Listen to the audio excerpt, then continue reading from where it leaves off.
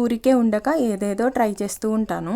ఇంట్లో పాలు, bread, banana ఉన్నాయని చెప్పి వీటితో ఏదైనా రెసిపీ ఉంటుందా అని సెర్చ్ చేస్తే నాకైతే ఈ బ్యూటిఫుల్ రెసిపీ కనిపించింది.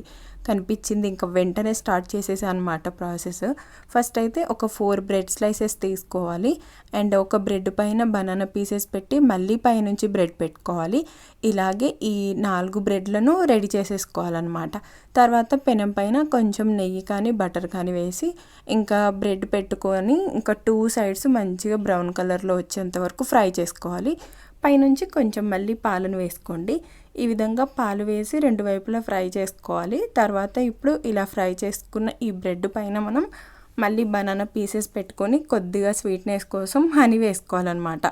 హనీ వేసుకొని ఇంకా మంచిగా టేస్ట్ చేయండి. అస్సలు బాగాలేదు, చాలా వరస్ట్గా ఉంది. మంచిగా ఏంటంటే పాలు బ్రెడ్ తినేసి బనానా తినేయండి, కానీ ఇలాంటి చెత్త ప్రయోగాలు చేయకండి. నాకైతే అస్సలు నచ్చలేదు. ఓకే, కానీ పారేయలేదు, ఎలాగో అలా తినేసానమాట. Okay, bye.